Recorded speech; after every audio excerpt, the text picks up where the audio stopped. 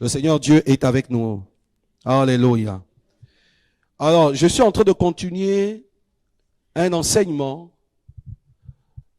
qui est très très important pour nous dans les temps qui vont arriver. Dis à quelqu'un que dans les temps qui vont arriver,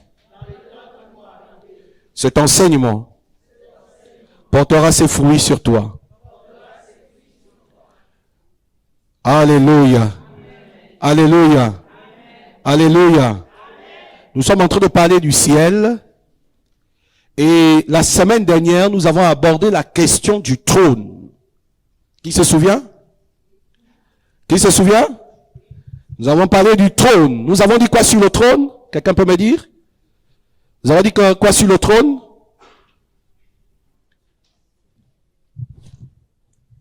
Comment? Dieu assis sur son trône et la terre est son marchepied. Qu'est-ce que nous avons dit d'autre?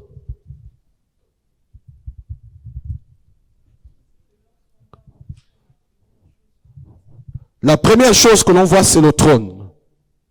Alléluia. Et nous avons dit que autour du trône et sur le trône et autour du trône, il y a quoi? Oui? Oui? Si vous parlez vous tous ensemble, on ne comprendra rien. Oui. Les 24 vieillards, ils sont sur le trône ou ils sont sur les trônes? Mais qui est sur le trône? Qui est d'abord sur le trône? Qui est sur le trône? Ok. Sur le trône. Et ensuite, sur les trônes, il y a quoi? Et ensuite, autour du trône, il y a quoi? Les 4 êtres vivants. D'accord? Et après ça, il y a quoi d'autre? Les anges, des milliards d'anges. Alléluia. Dis à quelqu'un, ça ne fait que commencer. Nous sommes en train de parler du ciel et notre souhait, c'est que le ciel soit ouvert en notre faveur. Dis, le ciel doit être ouvert en ma faveur. Alléluia. Ok, nous sommes en train de parler du trône et nous avons dit que d'accord, autour du trône, sur le trône, il y a le Fils de l'homme qui est assis sur le trône, plein de gloire, plein de puissance, plein d'autorité. Nous avons vu de la vision de Daniel, de la vision d'Ézéchiel, de la vision de, comment on l'appelle, de Jean à l'île de Patmos, de la vision de d'Ésaïe. On a vu que le Seigneur, Dieu de gloire, est assis sur le trône. Et on a compris que le trône ne concerne pas le ciel au-dessus de nos têtes. Le ciel n'est pas au-dessus de nos têtes. Enlevez ça dans votre esprit. Parce que, comme certains cognent la tête au sol et nous nous levons nos mains au ciel, nous pensons que le ciel c'est au-dessus de notre tête. Je vais vous choquer ce matin en vous disant que le ciel a son étendue jusque dans notre sphère. Le ciel n'est pas dans le ciel que nous connaissons dans notre tête. Le ciel s'étend jusque au milieu des hommes. En fait, c'est une hérésie de dire que Dieu est au ciel. C'est la religion qui nous a enseigné. Dieu n'est pas là-bas que là-bas. Dieu est de là-bas et il s'étend jusqu'au milieu des hommes, jusqu'au milieu de la terre. Est-ce que vous voyez? Parce que voilà pourquoi il dit, le ciel est mon trône et la terre mon marchepied. Donc, dans ce sens, le ciel devient une sphère où Dieu réside. Quelqu'un comprend quelque chose? Ok. Vous savez pourquoi le ciel devient une sphère où Dieu réside? Parce que Dieu réside même dans les eaux. Dans les mers, Dieu réside. Sa gloire s'étend dans les eaux. Sa gloire s'étend dans les mers. Et là où nous sommes, il y a beaucoup d'anges. Vous voyez, non? Les anges sont censés être dans la sphère et dans la gloire de Dieu. Donc, s'il y a des anges là où nous sommes, ça veut dire que là où nous sommes, Dieu Là où est Macron, il y a quoi c'est? Qu'est-ce qu'il y a autour de Macron? Hein? Les gardes des corps, n'est-ce pas? Les policiers, les services de renseignement, tous les services généraux sont autour de lui. N'est-ce pas? Mais là où moi je suis plus que Macron. La sécurité qui est autour de moi dépasse celle de Macron. Dépasse celle d'aucun roi sur la terre. Ça veut dire que les gens peuvent venir même avec des armes et ils tirent. Je ne mourrai pas. Parce que la gloire de Dieu est autour de moi. Pourquoi? Parce que Dieu est là. Dis à quelqu'un, Dieu est là. Et son trône est établi. Alléluia. Donc, autour du trône, sur le trône, il y a Dieu. Et autour du trône, il y a des trônes. Et autour des trônes, il y a des êtres. Et autour des êtres, il y a des anges. Des milliards d'anges. On parle des dizaines, des milliards. Quand on parle de milliards, égale 10 000. D'accord? Donc on parle des milliards et des milliards d'anges. On ne peut pas les compter. La Bible parle même d'une multitude d'anges. Vous voyez? Multitude d'anges. C'est-à-dire qu'on ne peut pas, l'étendue des anges, on ne peut pas les compter. Les hommes sur la terre ne peuvent pas contenir le nombre d'anges qui existent. Est-ce que ça va? Dis à quelqu'un que le ciel, la terre ne peut pas contenir, les hommes sur la terre ne peuvent pas contenir le nombre d'anges qui existent. Donc, autour du trône, il y a des anges. D'accord? Et nous allons parler des anges. Je vais introduire sur les anges aujourd'hui. On va parler des anges. C'est quoi les anges? On va parler de la hiérarchie des anges. On va parler des fonctions des anges. Normalement, si vous comprenez ce que je serai en train de dire, que tu sois connecté ou pas, ou ici en présentiel, quelque chose de nouveau va apparaître dans ta vie et dans ta destinée. Parce que le plus souvent, on est plus conscient des démons que des anges. Et quand on parle des démons, on parle des anges déchus. Non, les démons ne sont pas des anges déchus. Les démons sont une catégorie d'entités que nous verrons quand nous allons étudier les cieux. Ok? Nous allons parler de cette catégorie de puissance et de comment ils opèrent et comment les anges aussi opèrent en notre faveur. Ça va pour tout le monde? Ça va? Alors, c'est quoi un ange? C'est quoi un ange? Qui peut me définir c'est quoi un ange?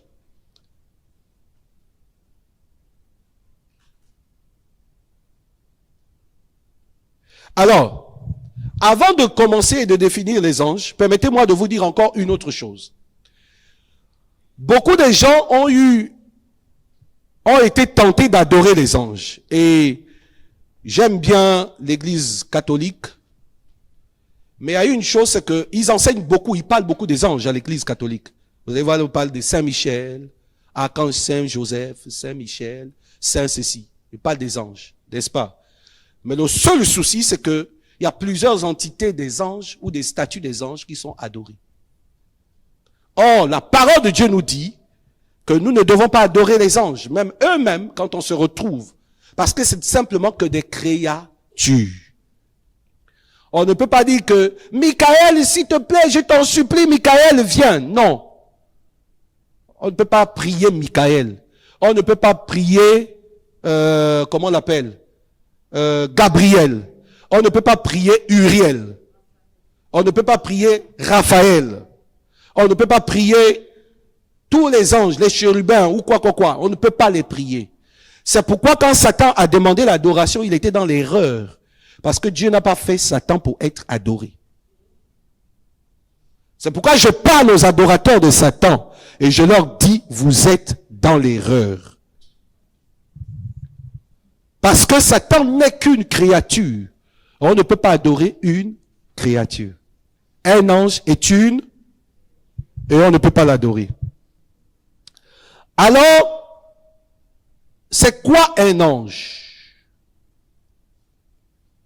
C'est quoi un ange?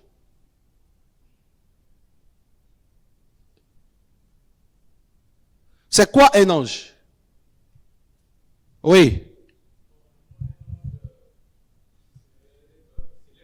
Un être céleste. Très bien. Quelqu'un d'autre? Non, il ne sert pas d'intermédiaire, mais c'est un être céleste. Oui, quelqu'un d'autre? Pour vous, c'est quoi un ange? Quand on parle d'ange, vous parlez tout le temps des anges. Oh, les anges, venez, oh, venez les anges. Vous parlez les anges, c'est quoi les anges? C'est qui les anges? Oui?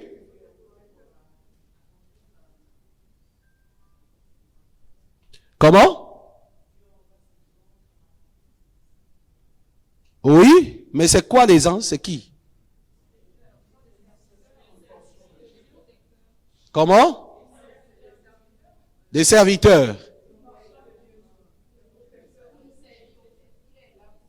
Les anges sont là pour nous servir.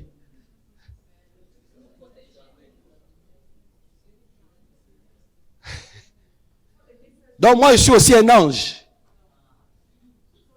Je suis un ange.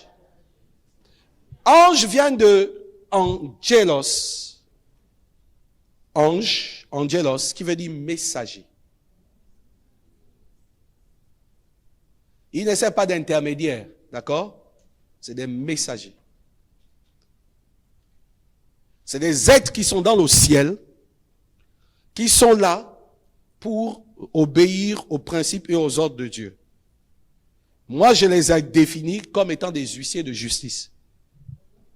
Parce qu'un huissier de justice exécute l'ordre juridique. Donc, c'est un messager. Alléluia. Alléluia.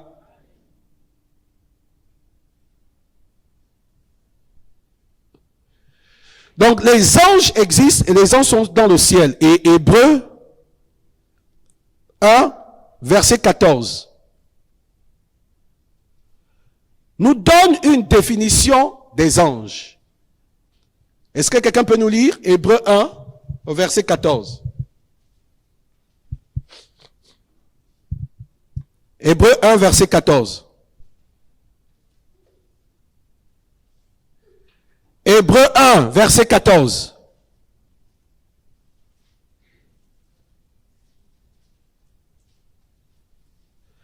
Hébreux 1, verset 14. Il y a un micro, il n'y a pas un micro pour elle, s'il vous plaît?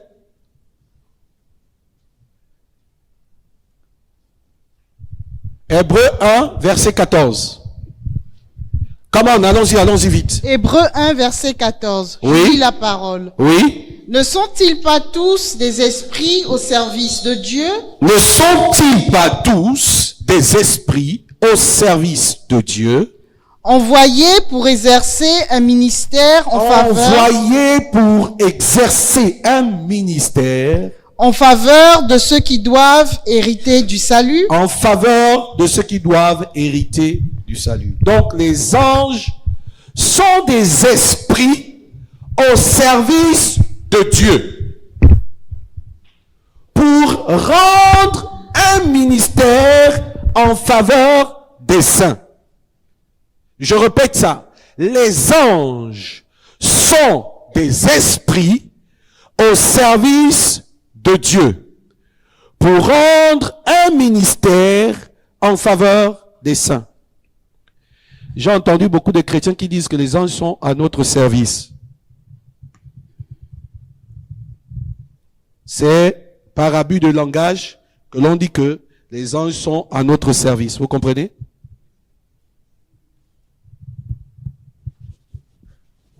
Ok. C'est par abus de langage. Dis à quelqu'un, c'est par abus de langage que l'on dit que les anges sont à notre service.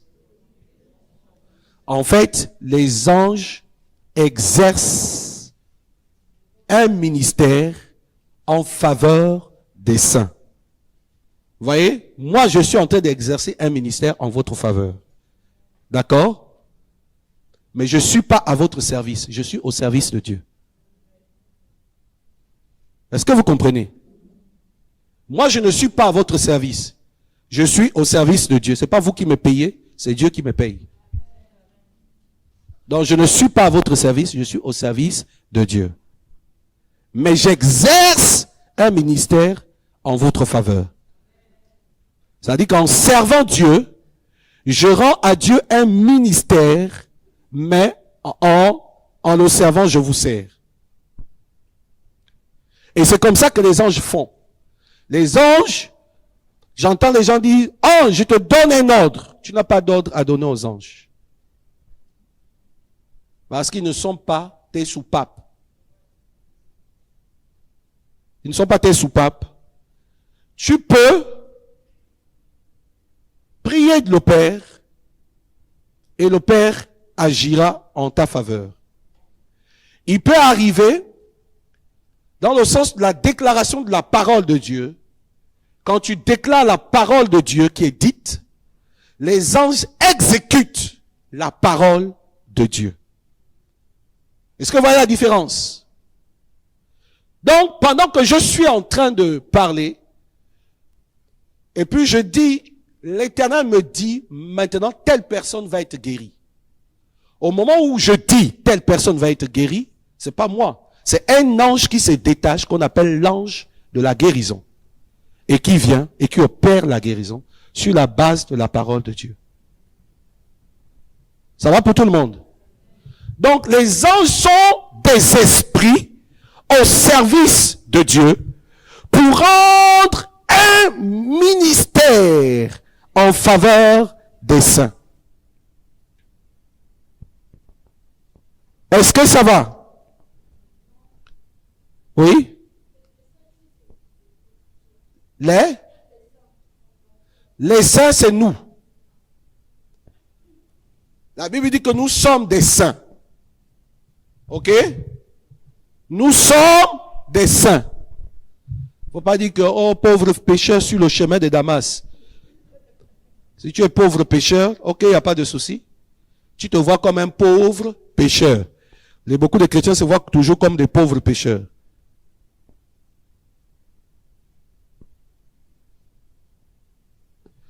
Ok. Donc c'est des esprits. Des anges, on ne les voit pas. Dis à quelqu'un qu'on ne voit pas les anges. Qui voit l'ange qui est ici? Est-ce que vous savez qu'ici, il y a un ange qui est en permanence? Dans chaque église, il y a un ange. Dans le livre de l'Apocalypse, on dit « Écrit à l'ange de l'église de Sardes ». Donc, il y a des moments où l'Esprit de Dieu aussi envoie des courriers aux églises. Mais quand il écrit aux anges pour envoyer un message spécifique. Le message que Gabriel a amené à Marie était un message écrit de Dieu. C'est pourquoi il allait voir Marie et puis il a dit à Marie, sois saluée, toi à qui une grâce a été faite. Moi, je viens de la part de l'Éternel et je t'apporte un message. Est-ce que vous comprenez? Est-ce que vous comprenez? Ok. Donc, les anges, on ne les adore pas, ce sont des esprits. On ne les voit pas. Ils sont plus souvent invisibles. Maintenant, il peut arriver que le monde spirituel s'offre à nous. Ok? Et donc, tu as l'impression que de tes yeux physiques, tu viens de voir quelqu'un. Ce n'est pas les yeux physiques. C'est les yeux de ton esprit qui s'ouvrent au monde spirituel pour voir les êtres dans le monde spirituel. Est-ce que quelqu'un comprend? Quand quelqu'un a une vision, par exemple, quand quelqu'un a une vision, c'est pas que la vision, c'est pas que lui-même, il voit les choses avec les yeux physiques. Dans la dimension de la vision, l'esprit est, la chair est stérile. Et c'est l'esprit qui se lève pour voir dans le monde invisible.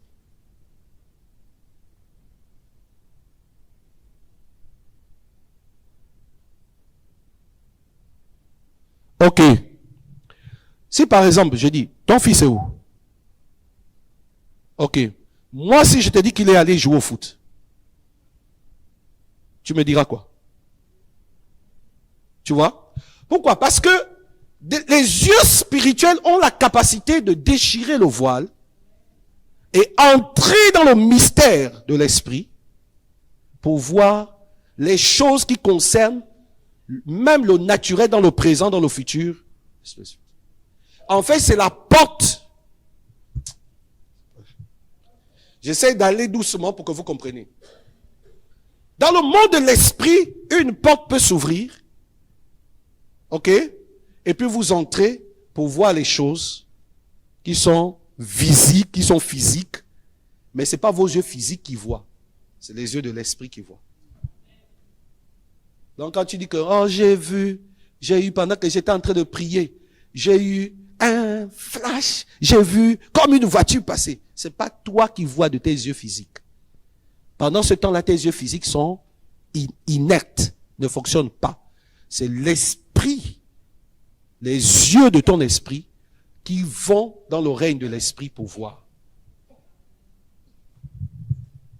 C'est pourquoi il y en a qui ont la facilité dans l'esprit de voir des anges.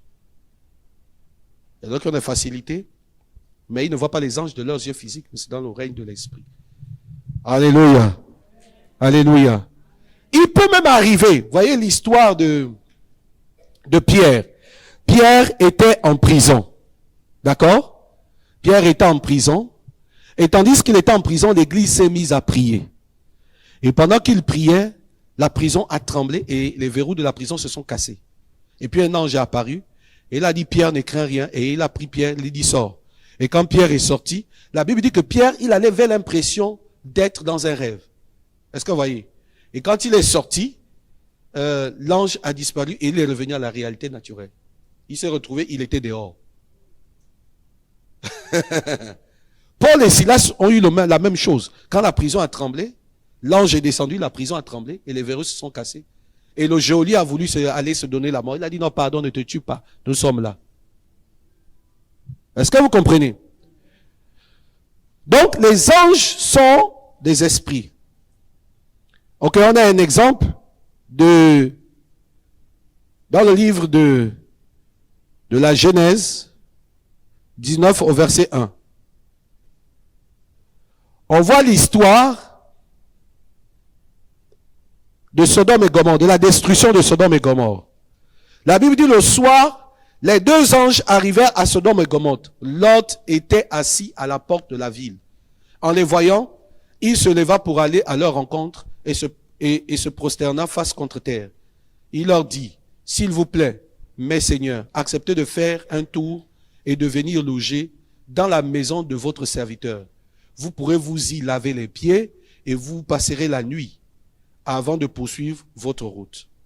Non, lui répondit-il, nous passerons la nuit sur place. Écoutez-moi bien.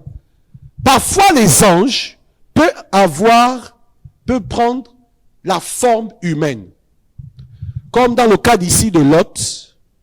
Lot a vu des anges, mais ils avaient la forme humaine. Et il leur a dit, venez, s'il vous plaît, venez passer la nuit dans ma maison. Est-ce que vous savez qu'il arrive des moments, c'est un gros problème en France. Les francophones ne supportent pas l'hospitalité. La France ne supporte pas l'hospitalité. Nous sommes très peu, en France, nous sommes très peu hospitaliers. Mais la Bible dit que à cause de l'hospitalité, beaucoup ont logé des anges. Beaucoup aussi ont logé des démons. Si les gens ont logé des anges, c'est qu'ils ont logé aussi des démons.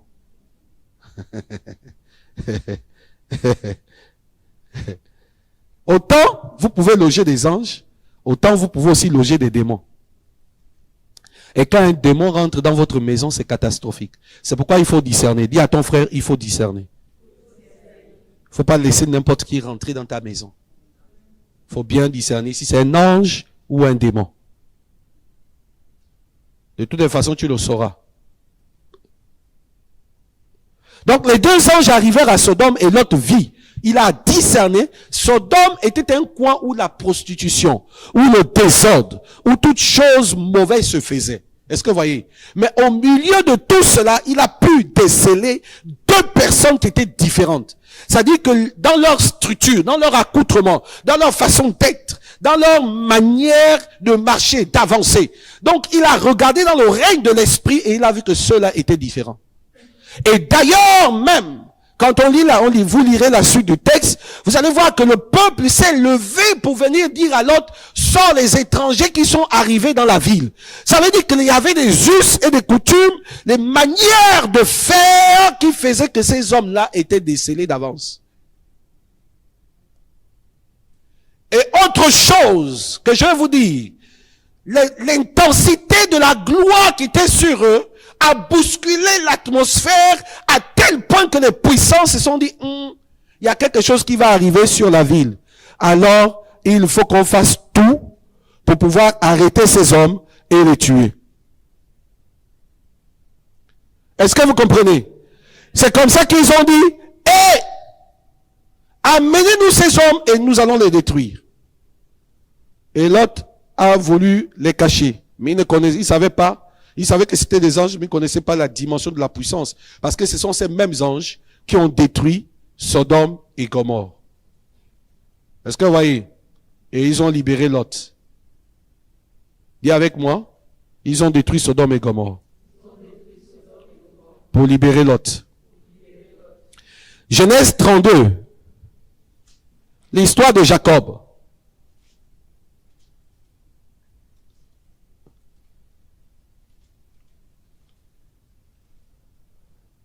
Verset 1. Le lendemain, de bon matin, Laban embrassa ses petits-fils et ses filles et les bénit. Puis il partit et retourna chez lui. Jacob poursuivit sa route. Des anges de Dieu vinrent à sa rencontre. En les voyant, il s'écria, c'est ici le camp de Dieu. Il nomma ce lieu Maï-Naïm, les deux camps. Puis il envoya devant lui des messagers vers son frère Ésaü. Écoutez-moi bien. Jacob sort de Laban. Ok? Où l'idiotie qui avait envahi sa tête l'a quitté. Vous savez pourquoi j'ai l'habitude de dire que Jacob était idiot? Comment quelqu'un va travailler 14 ans pour épouser des femmes? On lui dit, c'est quoi ton salaire? Il dit, c'est la femme. Il est idiot. Il ne comprenait pas. On te demande, c'est quoi ton salaire? Il dit, la femme. Et justement, l'autre a dit, ok. Il a été esclave pendant 7 ans. Et puis on l'a donné une autre femme. Après, il a travaillé pendant 7 ans pour avoir la femme qu'il aimait. Après, il a travaillé pendant 6 ans pour avoir l'argent qu'il devait avoir depuis 14 ans.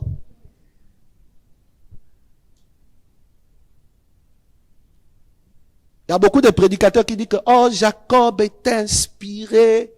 La femme qu'il aimait, c'était Rachel. Rachel n'était pas la femme de Dieu pour Jacob. C'était Léa. Pourquoi? Parce que Léa est celle de qui est descendant le Fils de l'homme. Est-ce que vous comprenez? Il a donné Jacob.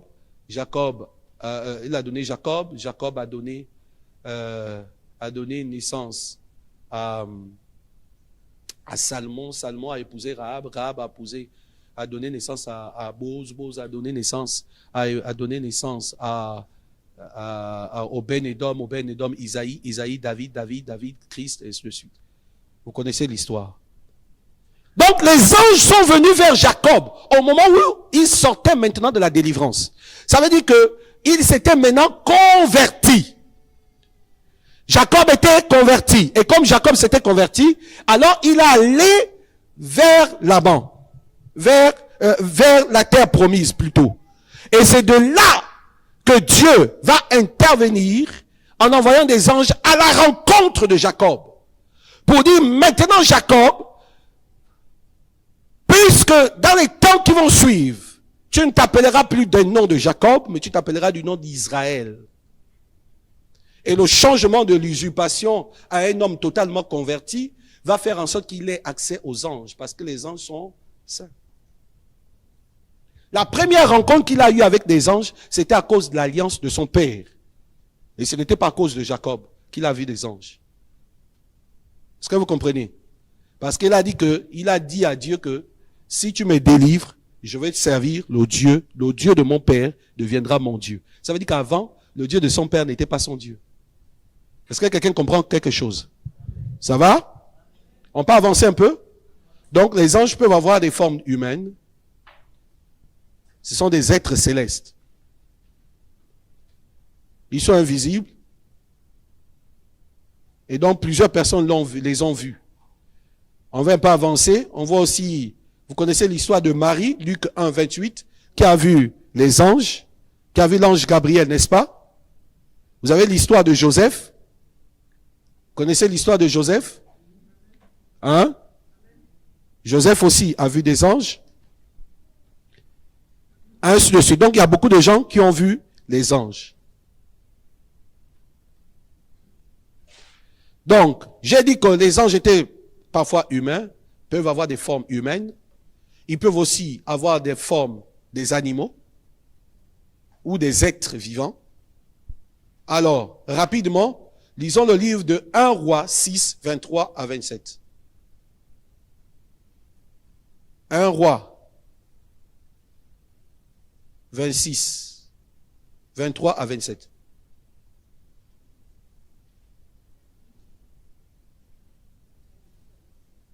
J'ai dit 1 Roi 23 à 27.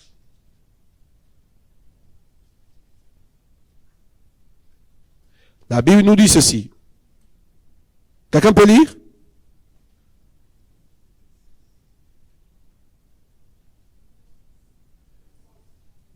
« 23 à 27. »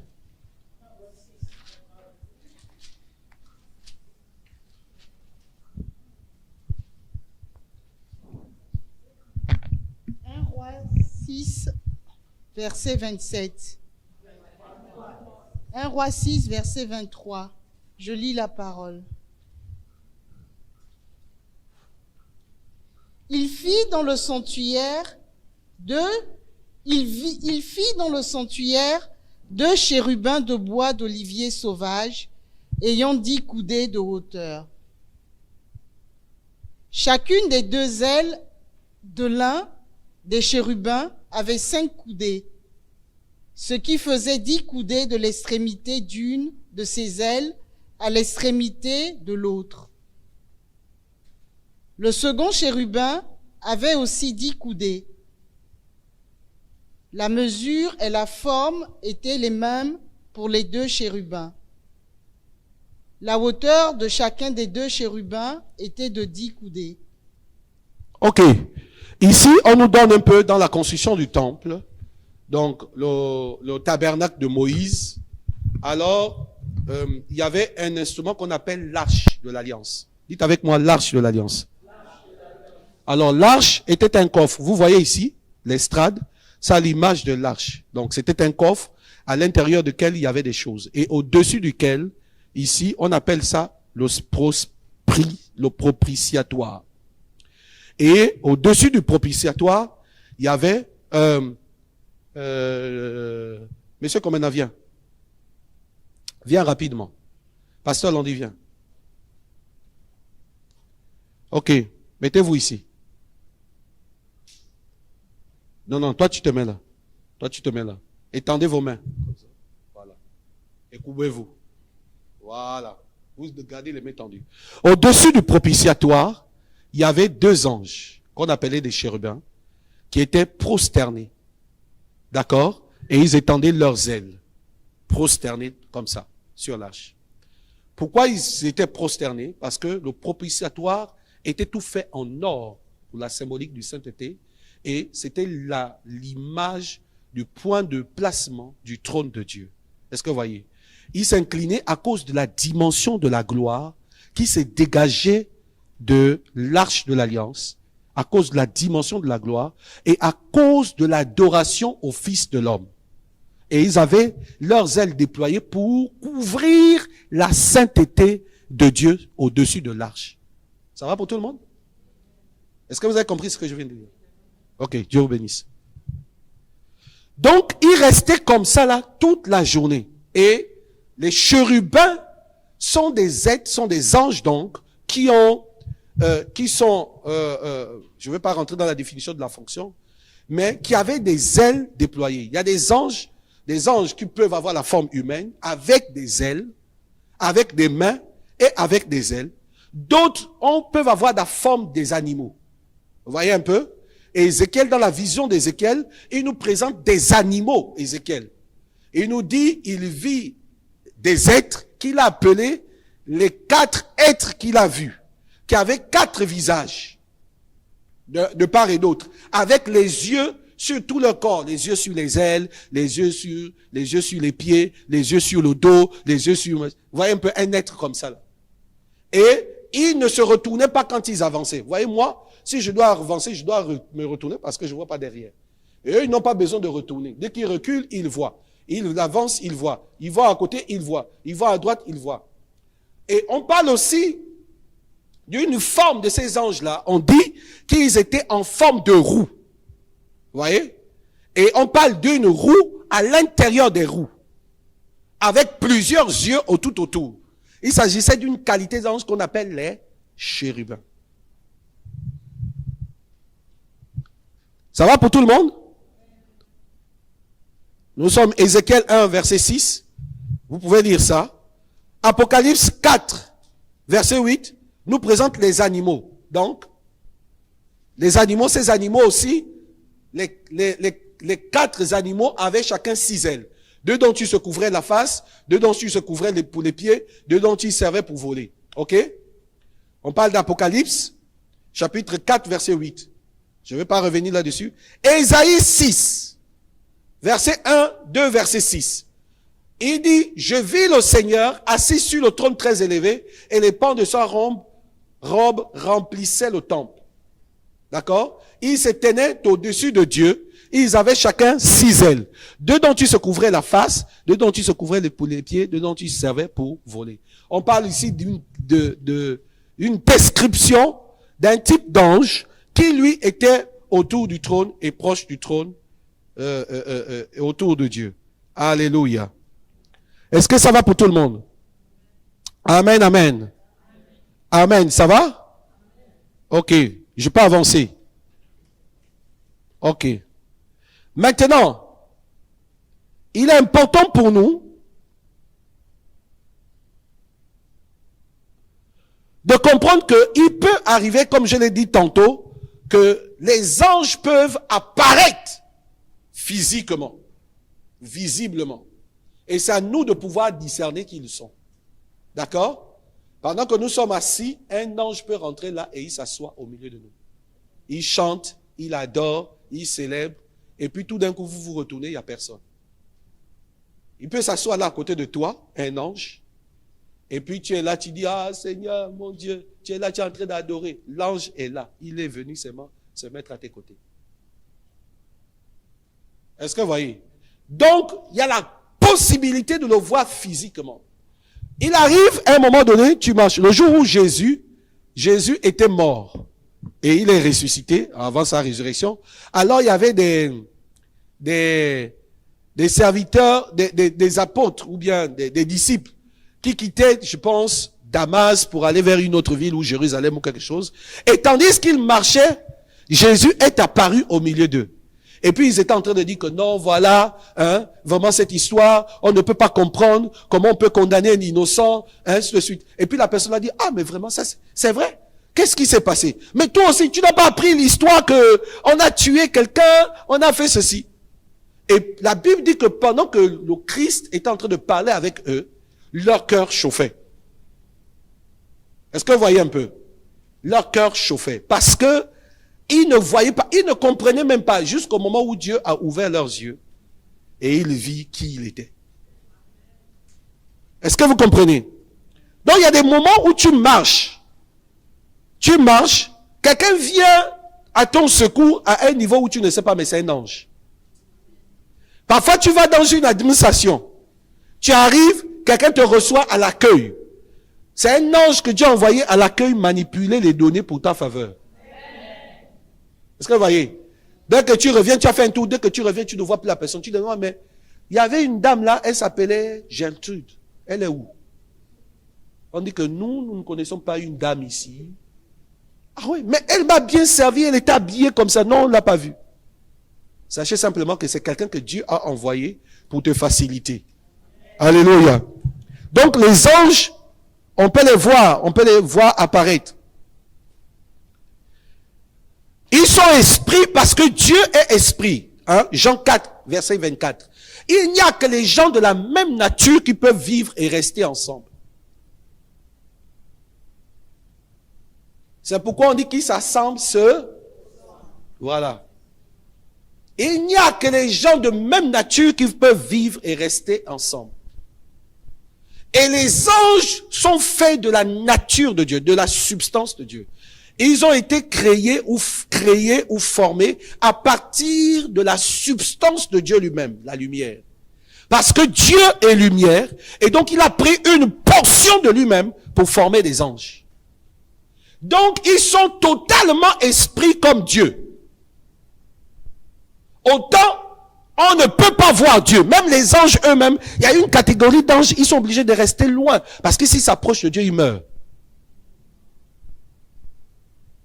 Parce que la lumière de Dieu éblouit leur lumière et les efface complètement. La dimension de la puissance et de la gloire de Dieu.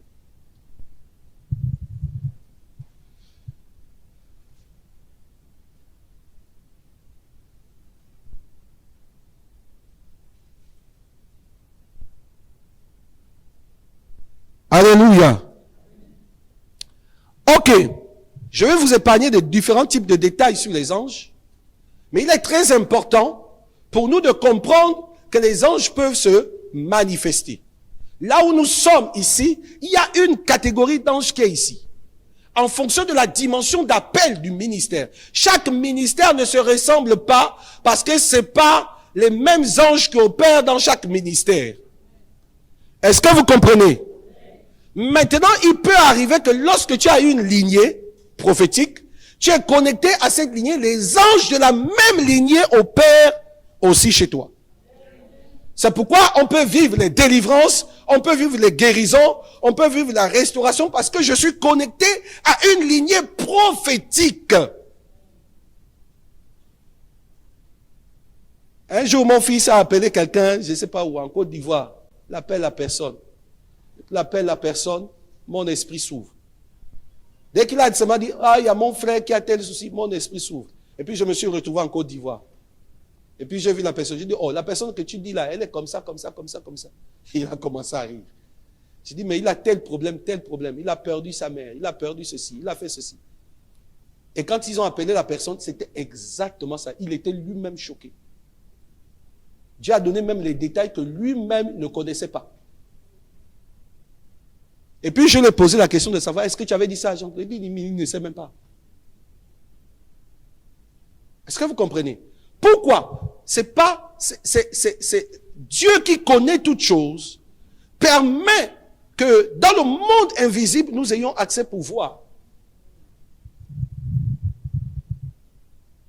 Et les anges sont là pour opérer dans ce sens. Ok. Vous avez remarqué toujours l'expression qu'on appelle l'ange de l'Éternel, n'est-ce pas? Quand vous lisez la Bible, on dit que l'ange de l'Éternel, je suis, l'ange de l'Éternel apparut à Moïse. L'ange, il dit, l'ange de l'Éternel, dans le livre d'Exode, Exode 33, 20. Dieu se révèle à eux et dit, je suis l'Éternel. On dit, le texte dit, l'ange de l'Éternel apparut. Et puis quand l'ange parle, il dit, je suis l'Éternel. Est-ce que vous voyez un peu? C'est l'ange qui est en train de parler et il dit, je suis l'Éternel. L'ange prophétise. L'ange se met à parler et se substitue à l'Éternel. Pourquoi? Parce que la personne qui est en face ne peut pas voir Dieu et vivre. Vous vous souvenez de l'histoire du peuple d'Israël sur le mont Horeb? Quand Dieu est apparu, ils ont dit, pardon, s'il te plaît. Ne fais plus jamais ça, ne viens plus jamais à notre rencontre. Parce que la montagne était tellement en feu qu'ils étaient au bord de la mort. Ils ne pouvaient pas supporter la gloire de Dieu. Alors ils étaient obligés de dire à Dieu, s'il te plaît Seigneur, fais, descends, diminue, fais toutes choses. Descends. Si tu veux parler, parle à Moïse. Mais nous là, ne nous parle pas. Et Moïse a dit, Seigneur, je veux te voir. Il dit à Moïse, tu ne peux pas me voir et vivre. Alors quand tu verras mon ombre passer, c'est alors que tu me verras. Donc, qu'est-ce que Dieu fait? Dieu est obligé de se substituer à un ange. et parler directement au peuple. Et quand il te parle, il dit, je suis l'Éternel. Mais en réalité, il ne peut pas se révéler à toi en tant que Dieu lui-même. Sinon, tu ne peux pas tenir. Parce que la Bible est claire. Nul ne peut voir Dieu et vivre. Dis à quelqu'un, nul ne peut voir Dieu et vivre. Ok, je vais essayer d'aller, parce que si je reste sur les détails, on va pas finir. Ma prétention, ce n'est pas qu'on finisse. Ma prétention, c'est que l'on comprenne. Parce qu'il y a beaucoup de confusion en ce qui concerne les anges et le royaume des anges. Vous savez, comme j'ai dit, il n'y a pas des gens qui parlent des anges beaucoup comme l'Église catholique. Ils ont cet honneur, cette grâce de beaucoup parler des anges. Le seul hic, je vous ai déjà dit, c'est l'adoration, le culte qui est fait aux anges. Vous voyez, que nous ne devons pas faire, qui est interdit, strictement interdit. Alléluia. Alors, essayons un peu de parler de la hiérarchie des anges. Dis avec la hiérarchie des anges. Alors, quand on voit le descriptif du trône de Dieu, alors on a dit dans le trône de Dieu, il y a Dieu lui-même sur le trône. N'est-ce pas? Et le livre de Daniel, je pense au chapitre 7, nous parle des trônes. Vous vous souvenez de ça? Hein? Chapitre 7, verset 9, je pense. Est-ce qu'on peut lire ça? Daniel, chapitre 7. À partir du verset 6. Lisez à partir du verset 6. Ou 4 ou 6.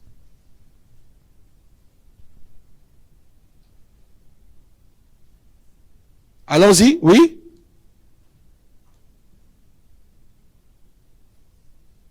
Daniel 7. Quelle page je peux lire? S'il vous plaît, vite, vite, vite, vite. Il nous reste quelques minutes. Oui? Je lis la parole de Dieu dans Daniel 7, à partir du verset 1. Après cela, je regardais, et voici un autre était semblable à un nénuphar, et avait sur le dos 4 ailes, comme un oiseau. Cet animal avait 4 têtes, et la domination du futur. Oui. Après cela, je regardais pendant mes visions nocturnes, et voici qu'il y avait un quatrième animal terrible, épouvantable et extraordinairement fort. Il avait 4 ans, il avait de grands dents de fer, il mangeait, il disait, et il foulait au pied ceux qui restaient. Il était différent de tous les animaux précédents, et il avait 10 cornes. Je considérais les cornes, et voici une autre petite corne sortie du lunette, et trois des premières cornes furent arrachées devant cette corne, et voici, elle avait des yeux comme des yeux d'homme, et une bouche qui parlait avec arrogance. Je regardais pendant que l'on plaçait des trônes, Que l'on plaçait? des trônes, Oui. et l'ancien des jours s'assit. Ok, regardez. Pendant qu'on plaçait, on ne dit pas le trône. On dit des trônes. Et on dit l'ancien des jours s'assit. Il s'assit où sur le trône. Mais autour du trône, il y avait des trônes. Lorsqu'on parle des trônes, il s'agit d'une catégorie d'anges. Ok? Et l'apôtre Paul nous dit que tout a été fait par lui et pour lui. Trône, dignité, domination, autorité, pouvoir. Tout a été fait par lui et pour lui. Trône. Quand on dit les trônes qui ont été faits, il s'agit des anges. Donc, dans la hiérarchie des anges, la première catégorie dont on évoque généralement, c'est les trônes. C'est-à-dire des anges qui sont au conseil de Dieu, qui sont autour de Dieu. Vous voyez?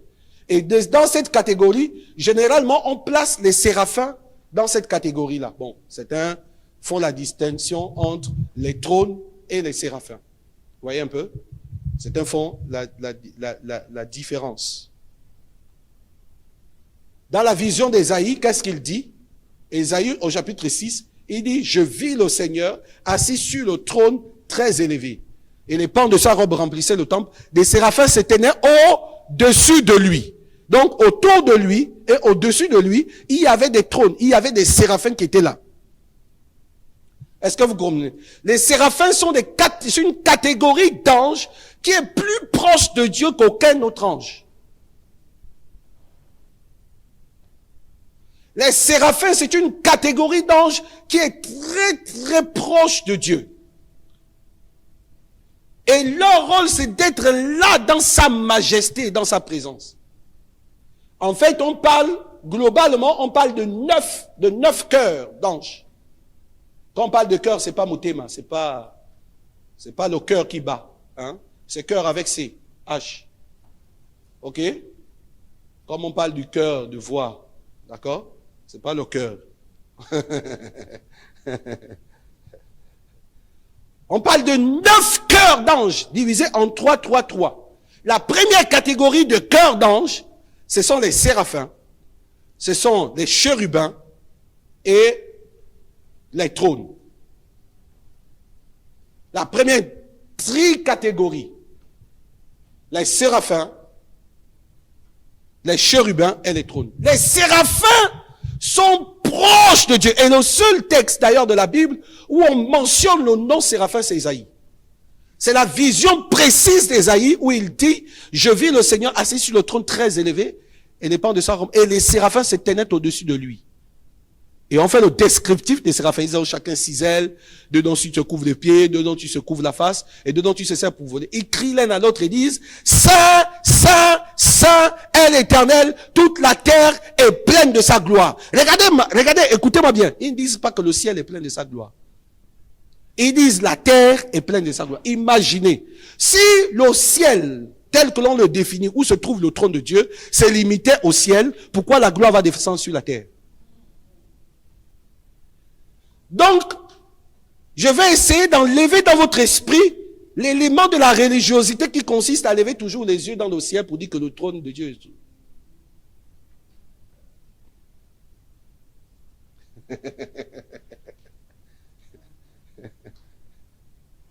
On lève toujours levez les mains au ciel, on lève, la religion, on lève.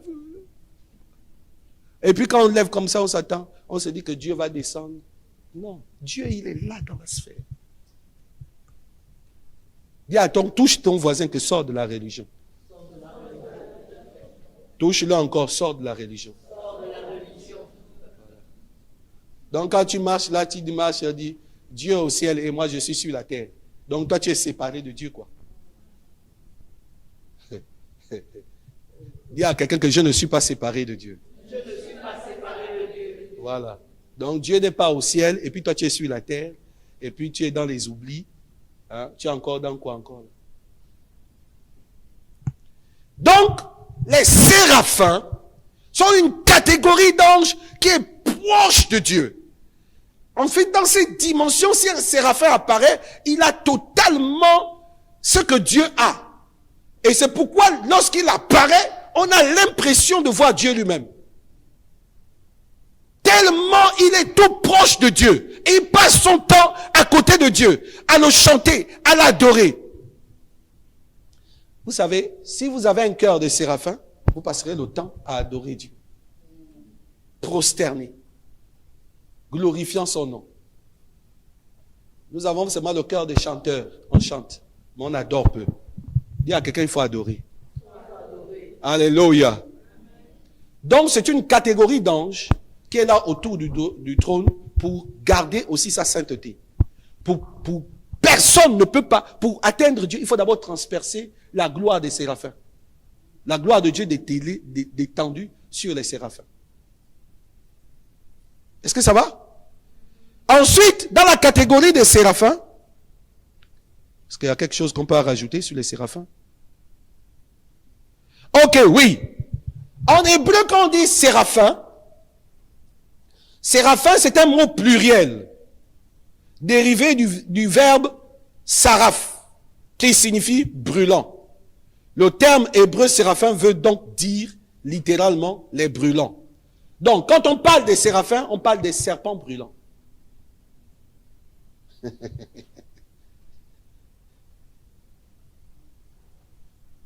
Ça va? Généralement, quand on parle des séraphins, on parle des serpents brûlants. Vous vous souvenez de l'histoire où les serpents sont sortis Lorsque Dieu a maudit le peuple d'Israël, et les serpents sont sortis, les serpents brûlants sont sortis pour les tuer. Et il a fallu qu'on fasse un serpent d'airain. Vous voyez, non? Le serpent d'airain montrait la position de Christ au-dessus des serpents qui étaient en train de mordre les fils. Et la Bible dit que quiconque regardait au serpent d'airain était guéri.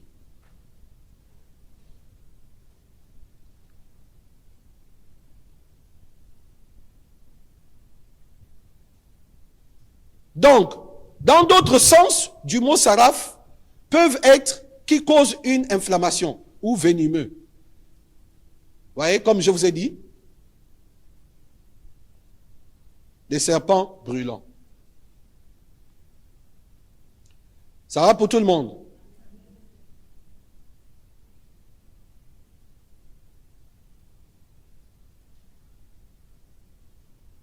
La première traduction de la Bible hébraïque en grec traduisent d'ailleurs le mot par serpent. Voyez-vous, il y a certains textes bibliques, vous allez voir, il dit, je vis le Seigneur assis sur très, très élevé, et les serpents brûlants s'étaient net au-dessus de lui.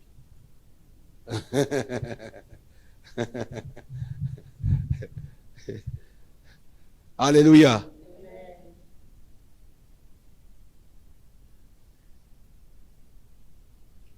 Bon, en fait, progressivement dans plusieurs versions, ça a été enlevé, le mot serpent brûlant a été enlevé parce que les serpents ont eu une connotation négative. Donc là, quand je suis en train de parler qu'autour de Dieu, il y a les serpents brûlants, tout le monde est en train de dire que, donc on ne va plus chasser le serpent. Alléluia. Ça va pour tout le monde? On peut avancer? Ok, donc Ésaïe était confronté à cette gloire où il a vu ces serpents brûlants.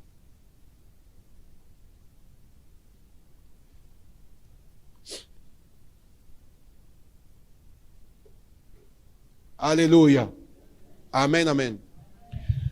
Ensuite, la catégorie des chérubins. Alors, le prophète qui a le plus parlé des chérubins, c'est Ézéchiel. Le prophète Ézéchiel a trop parlé de chérubins. Chérubin ou angelos est une figure d'ange qu'on trouve dans la religion juive et chrétienne. Créature de sainteté.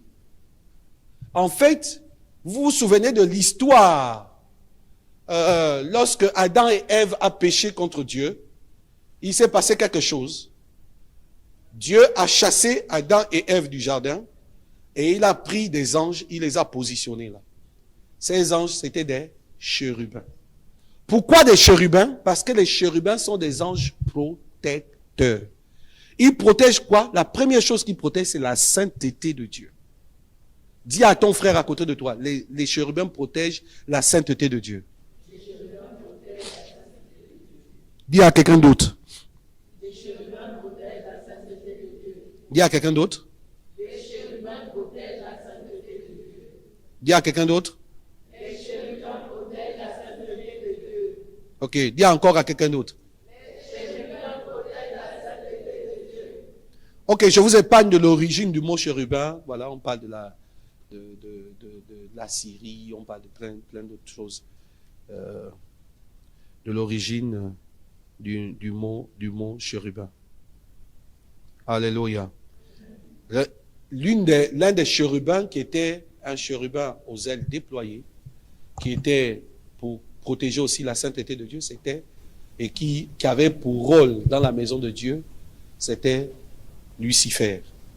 Il faut faire la différence entre Satan et Lucifer. D'accord? Satan, c'est la nature, la nouvelle nature qu'a eu Lucifer.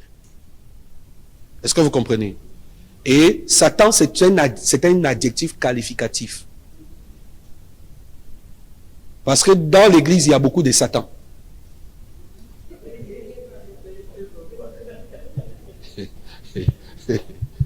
Satan, c'est un adjectif qualificatif qui qualifie quelqu'un, qui donne l'état ou le trait de caractère d'une personne, qu'elle soit méchante, qui a des attitudes, des trucs bizarres.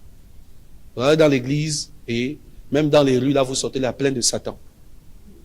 Voilà. Donc, quand on dit Satan, ce n'est pas Lucifer, d'abord. Ça, c'est l'adjectif qualificatif qui le définit en fonction des œuvres qu'il manifeste présentement.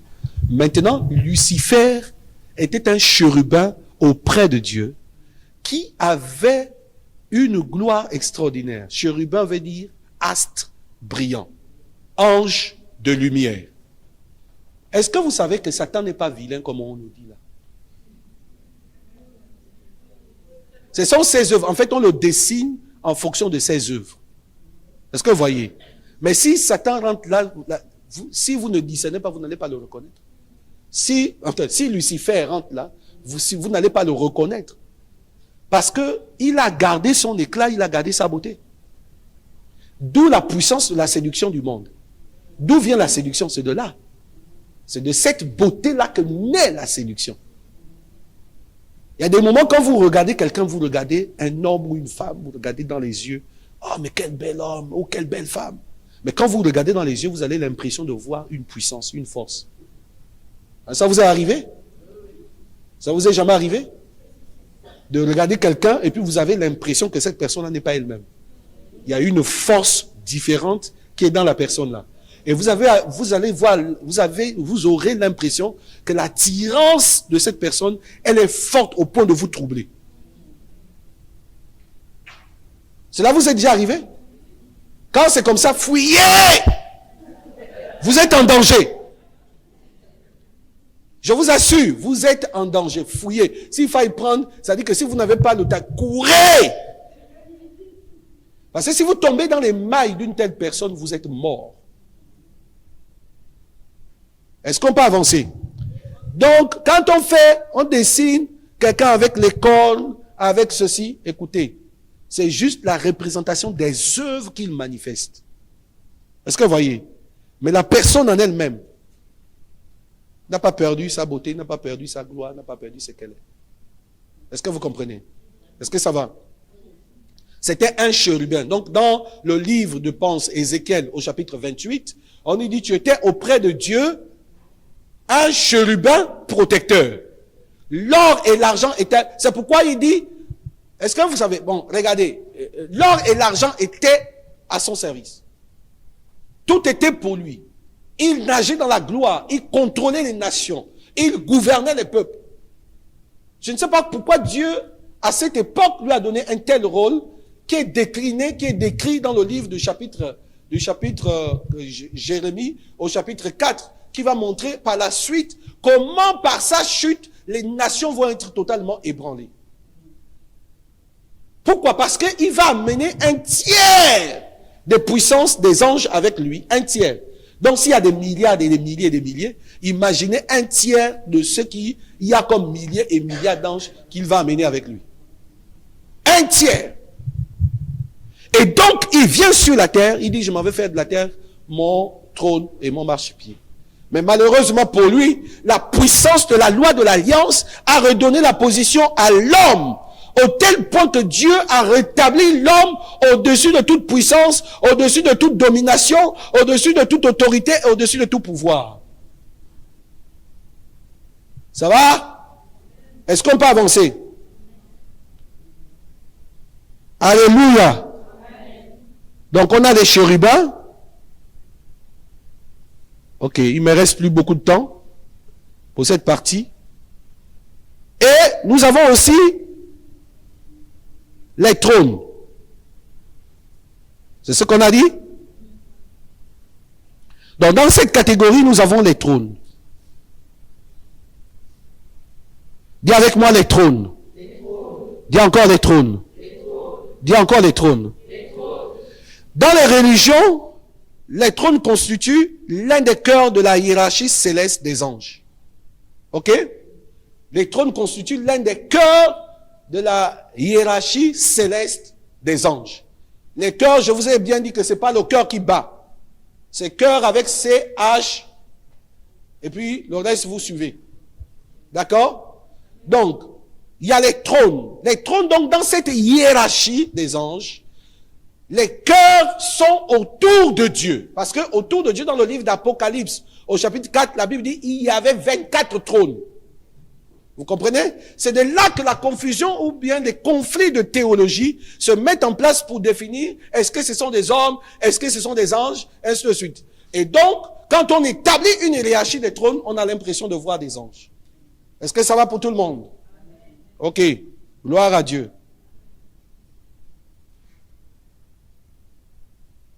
Ensuite, nous avons les dominations. Dis avec moi les dominations. Bon, les dominations n'existent pas que dans le trône de Dieu, hein, dans le monde des ténèbres.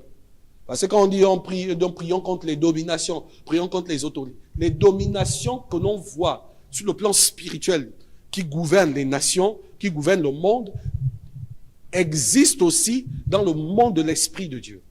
Vous voyez un peu? En fait, Satan n'a fait qu'une réplique, n'a fait voilà, il a simplement traduit ce qu'il a vu au ciel. Donc, il a établi aussi, lui aussi, ses dominations. Mais la domination, principalement, est un ange. Il y a des anges de la domination qui sont là pour gouverner les nations.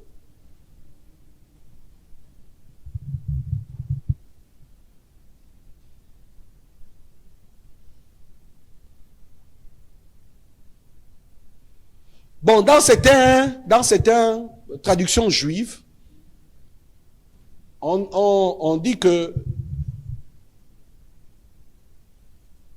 la domination est le 6e niveau du monde céleste. Bon, ça c'est, entre guillemets, c'est que certains disent dans certains systèmes juifs. Est-ce que vous voyez? Mais la domination est une puissance. Dis avec moi, c'est une puissance. Retenez ça. C'est une puissance. C'est un ange. Voilà. Il y a un ange qu'on appelle la domination. D'ailleurs, on peut le lire dans le livre de Éphésiens. Éphésiens.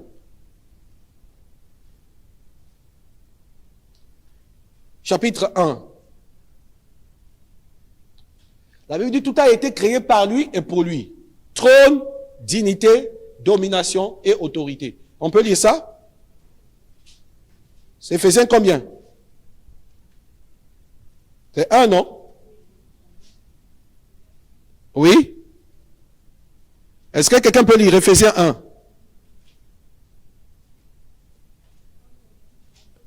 Attendez, je regarde. Éphésiens.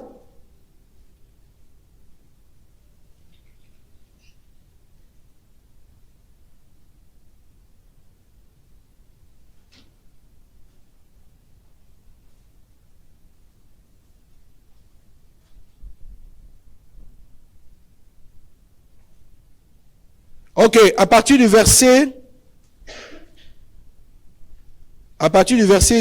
19. Oui, à partir du verset 19. Voilà le micro. 1, à partir du verset 19. Je lis la parole. Et quel est envers nous qui croyons l'infinie grandeur de sa puissance? Et quel est envers nous qui croyons l'infinie grandeur de sa puissance? Se manifestant avec efficacité. Se manifestant avec efficacité. Par la vertu de sa force. Par la vertu de sa force. Oui, continue. Il a déployé en Christ. Il a déployé en Christ. Et le ressuscitant des morts. En le ressuscitant des morts. Et en le faisant asseoir à sa droite. En le faisant asseoir à sa droite. Dans les lieux célestes. Dans les lieux célestes. Donc, il a ressuscité des morts, il a continué, attends, c'est pas fini. Il a fait asseoir dans les lieux célestes à sa droite. Donc, Jésus-Christ est établi à la droite de Dieu le Père. Donc, sur le trône, à côté de Dieu le Père, dans les lieux célestes, au-dessus des cieux. Est-ce que ça va? Ok, allons-y. Je reprends à partir de 21. Au-dessus de toute domination. Au-dessus de toute domination. Donc, Jésus-Christ est assis où? Il est assis où? Donc, nous avons les trônes, nous avons les séraphins, les chérubins, nous avons les trônes, nous avons les dominations. Et Jésus-Christ est au-dessus de toute domination. De toute autorité. De toute autorité. Donc, les dominations et les autorités aussi sont des anges. Continue. De toute puissance. De toute puissance. Les puissances aussi sont des anges. De toute dignité. De toute dignité. Les dignités aussi sont des anges. Et de tout nom. Et de tout nom. Qui peut être nommé. Qui peut être nommé dans les cieux. Non seulement dans le siècle présent, mais encore dans le siècle à venir. Écoutez-moi bien, regardez. Il dit de tout nom qui peut être nommé. Donc, si on désigne un nom, ça veut dire que ce nom appartient à un être. Est-ce que vous comprenez? Donc, lorsqu'on parle de domination, il s'agit des êtres angéliques. Mais, au-dessus desquels Christ se tient. Ça veut dire que quand Satan est parti, il a mené un tiers des anges. Et parmi les un tiers des anges, il y avait des catégories des cœurs qui sont partis avec lui. Donc il y avait aussi des dominations qui ont suivi Satan. Est-ce que vous comprenez maintenant? Amen. Parce qu'il fallait qu'il fasse de la terre son royaume.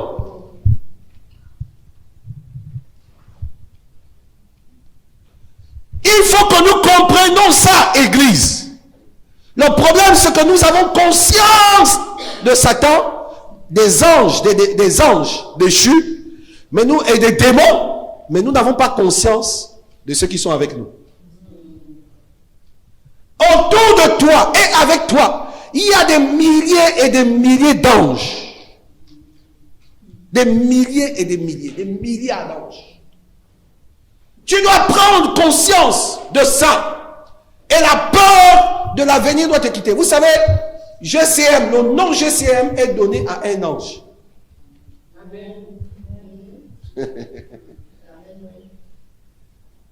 Voyez, chaque église, le nom qui est donné à chaque église, c'est le nom d'un ange. Lorsqu'un pasteur se lève le matin, qu'il soit faux ou vrai, dès qu'il se lève le matin, il dit que oh, Dieu m'a parlé, mon église c'est Jésus-Christ, la roue de secours. Et puis, il y a soit un ange ou un démon qui se lève, un ange, et puis qui porte le nom Jésus-Christ, la roue de secours. Donc, toutes les œuvres qu'il va faire dedans là, vont être les œuvres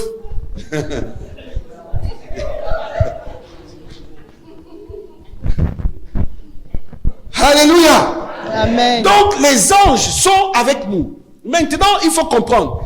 Les anges ne sont pas là pour seulement les beaux yeux de Dieu ou nos beaux yeux. Les anges ont un rôle à jouer que nous allons voir la semaine prochaine. Nous allons étudier le rôle des anges. Et vous allez voir, ça va être c'est un culte. Il ne faut pas manquer. Parce qu'on va vivre ça. J'encouragerais même les gens à être dans un état d'agent le soir et de venir pour disposer votre esprit à vivre la manifestation d'ange. Vous voyez, quand par exemple je prie pour quelqu'un et je dis que l'argent quitte de là où c'est pour venir dans ton compte bancaire, qui fait ça? C'est un ange.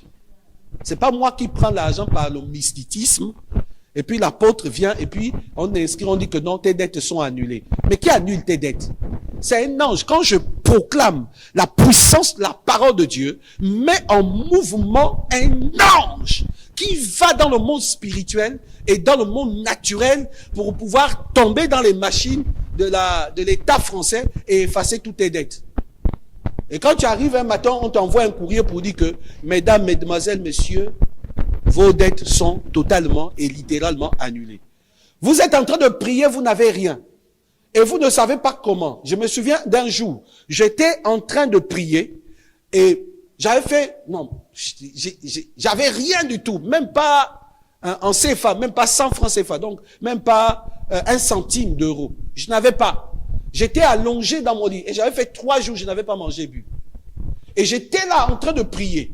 Quand dans ma vision, Dieu amène mon esprit dans un vieux sac que j'ai abandonné pendant peut-être 5 ans pour aller voir là-bas, il y avait 1 euro dedans. 500 francs CFA. Et je suis allé, dès que je me suis réveillé de la vision, je suis allé, je fouillais le sac, exactement 500 francs CFA étaient dans ce vieux placard, dans ce vieux sac. Je suis sorti là, j'ai dit, my God, wow! Donc Dieu va utiliser son esprit pour m'emmener dans l'esprit pour régler un problème mineur. Je ne sais pas ce qui pouvait se passer, peut-être qu'en restant encore plus de jours, peut-être que je pouvais avoir une attaque et mourir. Et Dieu a vu, non, il faut qu'on règle ça vite. J'étais encore en mission quelque part, et tandis que nous étions en mission, j'étais avec mon frère qui est prophète, alors que tandis que nous étions en train de faire la mission, et puis on s'est assis. On a dit, bon, Seigneur, il nous faut manger. Bon, j'ai dit qu'on mange quoi? Il dit, bon, on va manger les feuilles de manioc, on va manger la viande de brousse. À l'époque, je mangeais encore de la viande. On va manger de la viande de brousse, il nous faut du manioc, on a commencé à citer, on a fait la liste. Seigneur, nous te disons merci, nous te rendons grâce. Et nous sommes sortis pour prêcher l'évangile. Vous savez, quand on est sorti pour prêcher l'évangile, on est rentré avec tout ce qu'on a demandé. Exactement.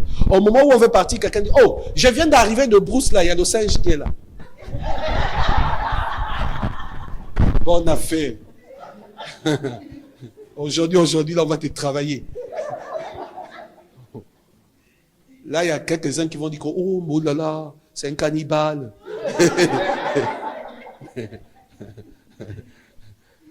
Alléluia. Amen. Donc, voyez, les anges opèrent. Ou bien un matin, alors que j'étais là, j'étais en train de prier, j'ai dit à Dieu, mon épouse m'avait appelé pour dire, il faut pour le petit un piano. Il lui faut un piano. Parce qu'à l'école, au conservatoire, il a besoin de ça. Sans ça, c'est pas possible. Alors c'est venu sur mon cœur comme un marteau. Que fallait-il faire?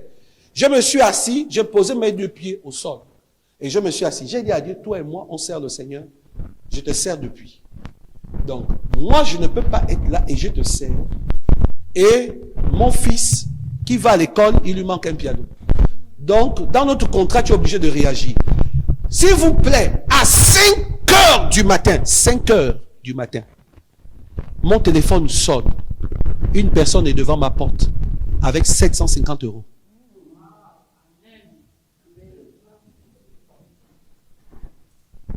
À 5 heures du matin, 5 heures. Il dit que je n'ai pas pu dormir la nuit. Je n'ai pas pu dormir la nuit. Je n'ai pas pu dormir la nuit. Il faut que je règle ça. C'est comme ça que j'ai pris ça, j'ai envoyé. Je peux vous dire autant de témoignages d'une dame qui était en Afrique du Sud.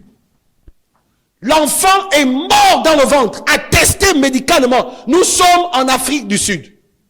Médicalement, où la médecine est plus ou moins avancée par rapport dans toute l'étendue de l'Afrique, c'est l'un des coins où la médecine est très évoluée, n'est-ce pas? Elle est partie, elle a gardé sa grossesse quasiment à terme. Et vers le moment d'accoucher, on l'informe que madame, votre bébé est mort dans le ventre. Alors, j'étais en service auprès de mon père et une de sœurs arrive pour dire que papa regarde, oh voilà, il y a ma sœur dont on a déclaré que le bébé est mort dans le ventre. Elle-même, elle était enceinte. Prophétiquement. J'ai dit, je t'utilise comme point de contact. Appelle ta sœur. L'appelait sa sœur.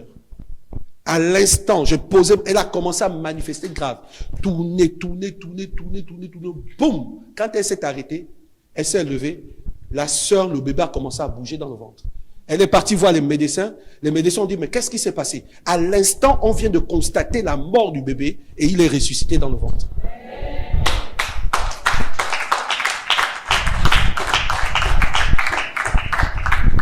Je peux vous faire autant de témoignages de ce que j'ai vécu. Tout le long de mon parcours de ministère où j'ai vu des miracles, des prodiges, des délivrances, des guérisons, des miracles financiers. Un jour, j'étais en train d'enseigner comme je suis en train de vous enseigner là sur les anges. Et là, j'abordais l'aspect sur l'ange des finances et j'ai parlé du miracle monnaie que les gens décrivent comme étant de la sorcellerie. Je suis désolé, est-ce que Dieu n'est pas au-dessus de la sorcellerie? Est-ce que Dieu n'est pas capable de faire apparaître l'argent? Dieu est capable. Le problème, c'est notre niveau de connaissance qui empêche Dieu d'agir à la dimension dont il doit agir en notre faveur. Notre niveau de connaissance est tellement bas que Dieu ne peut pas faire certaines choses. Il y a des choses, si on vous dit que Dieu a fait, vous allez dire que c'est faux. Si je vous dis qu'il y a des gens qui ont marché dans l'espace vide là, vous allez me dire que ça c'est encore quoi? Mais non! Pourquoi? Parce que ça dépasse l'entendement. Et on ne peut pas parler de ces choses. Parce que si on en parle, on va dire qu'on est dans la magie, on est dans la sorcellerie.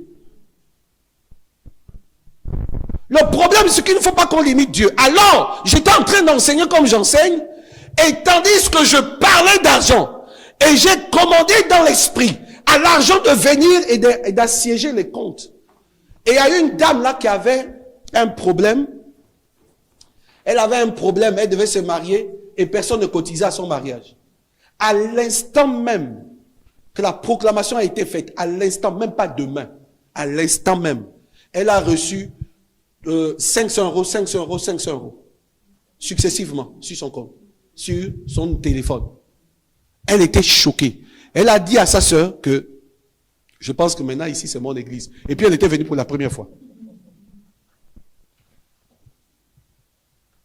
Je peux vous parler de ça, ou de cette jeune fille qui m'avait appelé ce jour, où j'ai parlé, j'ai dit, au nom de Jésus, que ton compte soit, dès qu'elle allait checker le compte était garni.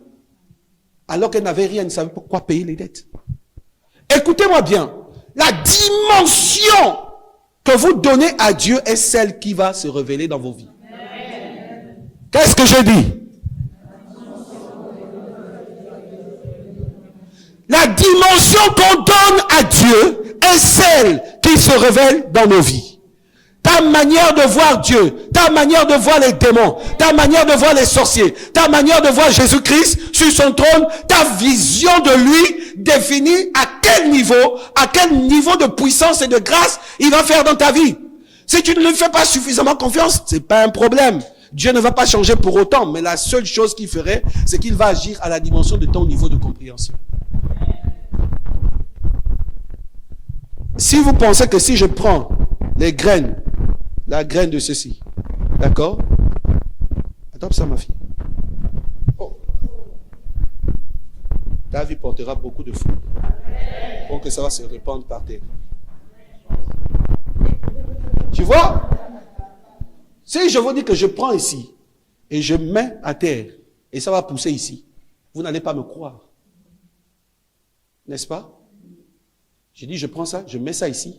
Parce que vous allez dire que non, il y a le ciment. Vous allez m'amener toutes les théories. Non, la terre n'est pas propice. Non, il manque ceci. Mais qui a fait la terre? Celui qui a fait la terre n'est pas capable. Vous n'avez pas vu qu'il y a des fleurs qui poussent sur le ciment. Mais comment une fleur peut-elle pousser sur des cailloux? Alors que les matières, les feuilles ne sont pas censées pousser sur les cailloux. Mais si Dieu peut faire pousser ça sur les cailloux, à plus forte raison. Il faut que nous arrivions à comprendre la dimension de la manifestation de Dieu. Et je vais terminer en vous disant ceci. La plupart des problèmes que nous avons sont liés à l'ignorance de la capacité de Dieu de régler ces problèmes. Non, vous ne m'avez pas compris.